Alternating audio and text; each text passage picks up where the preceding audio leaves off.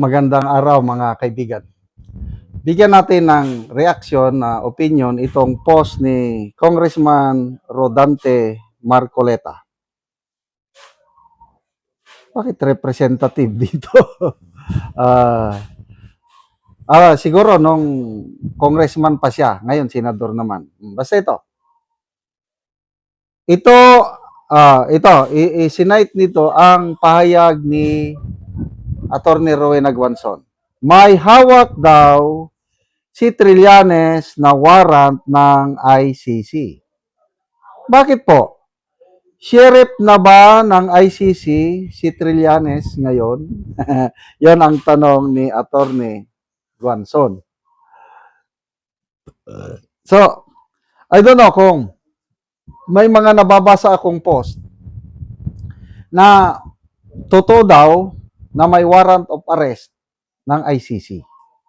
Nabasa ko yan sa post ni Attorney Wilfredo Garrido na dahil may warrant, despite yung mga pronouncements, kuminsan nakakalito na rin eh. Kasi ang ICC, di ba, unang naglabas ng balita, mainstream, mayroong warrant of arrest na inilabas ng ICC laban kay Bato. The following day, nagsalita ang spokesperson ng ICC. Kalimutan ko na yung pangalan. At sinabi, wala. No such warrant of arrest was issued. Spokesperson ng ICC. Na bagay naman na itong si Rimulya, nung unang lumabas yung balita na may warrant of arrest, sinabi niya, naghahanda sila ng 10,000 strong police force na maggalugad, dragnet operation, manhunt operation laban kay Bato. Dahil naniwala si John Vic na meron na as per report by mainstream media. Kaya lang nung nagsalita ang ICC na wala, sinabi niya na hindi na matuloy yung 10,000 strong police force. Ano na lang daw, subpuena na lang daw ng PNP CIDG. And then, biglang nagpakita si Bato sa Senate session para bumoto para sa kudita ng Senado. So ngayon, ano ba talaga? May warrant o wala? Well, hanggat hindi na ipapakita ba, dapat ipakita nila. May mag-publish at may mag-authenticate na dapat yung ICC ang magsabi ulit na meron na. Habang ang ICC hindi nagsasalita, baka yung warrant na yon na sinasabing hawak ni Trillanes, baka alam nyo na. So medyo magulo pa ngayon ang sitwasyon. Baka naman patibong yung ICC na announcement, patibong na wala, para magkumpiyansa itong si Bato na lalabas at lumabas nga. Kasi napaka-importante yung paglabas niya para makaboto doon sa kudita.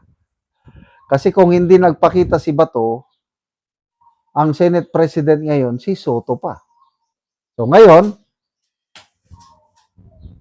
nagpalitan na ng liderato, kaya lang hindi naman makalabas si Senator Bato dahil nga binabantayan na daw siya ng government authorities.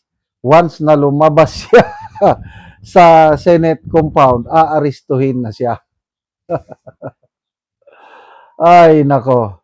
So, masyado nang magulo ang nangyayari sa politika sa ating bansa. Granting na may warrant of arrest,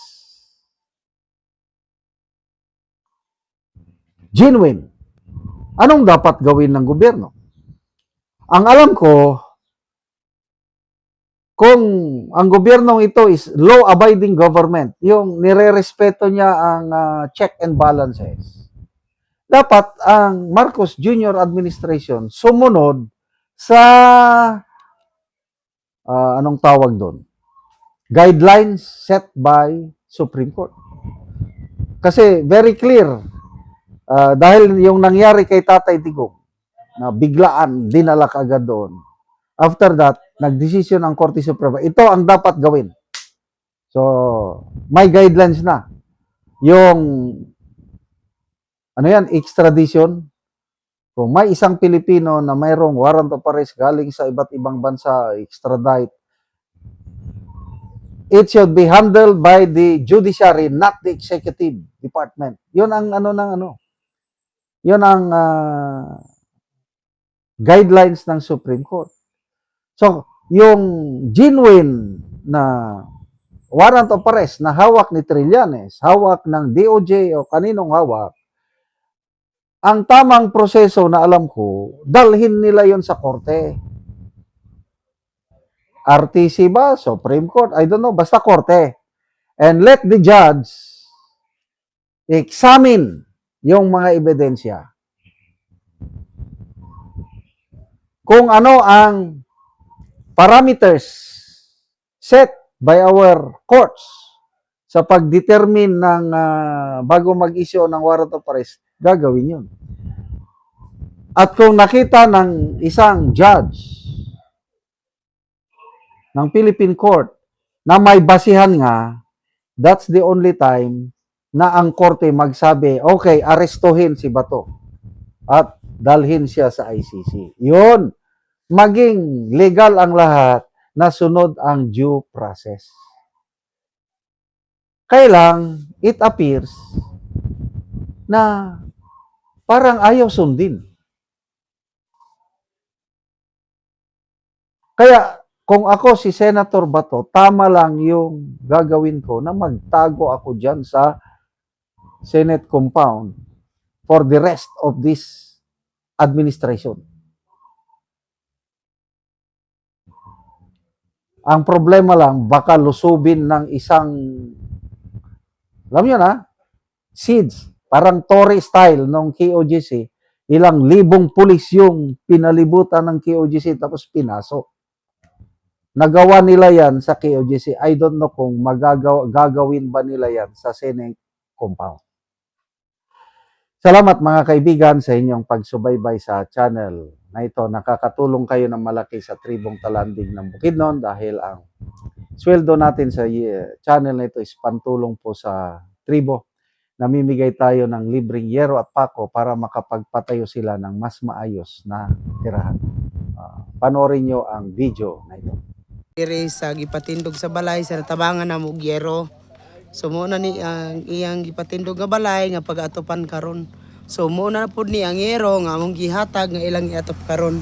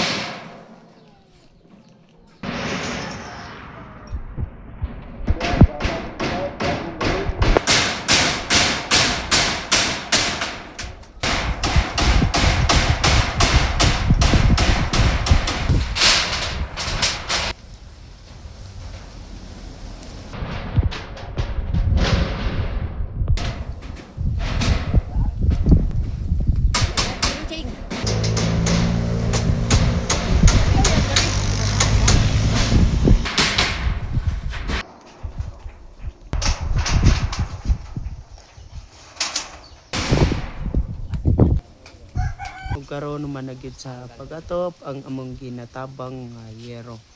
Og makita gyud nato nga nindot na gyud nga tan-awon kay nahuman na. Ano? Salamat kayo sa Ginoo nga ang nagtabang sa sin sa balay sa akong mama, nga nagpatindog na gyud kay tigulang na magud akong mama, so ako na ginapatindog sa iyang balay. Ug salamat gid kayo nga natapan na gid ang balay ng mama. So, wala na akong pasalamatan sa ang Ginoo nga Kaya pa akong pasalamat kay yatag ra gyud niya sa kadugayan niya para iyang gipagandoy nga makatugod sa iyang balay. Karon ato pa na gyud. Kamay na lang gyud ang kulang ani, dingding na gyud ang kulang ani. Ang paling kamutan na untang maluyan mi hatagan mi grasya kay para pa man iyang balay kag mama. Salamat sad nga kini isang iyan nga balay pero dako ko pasalamat gyapon nga suportahan Ginoo ni. Mm. Og salamat sad sa ligan ani sa Ginoo nga yang tuktok sa iyang sungkahan nga sa nagalangin ani nga nabang sa sin Mm. nga inatunta nga atagan sa sila og mayong pangawas. So salamat kayo.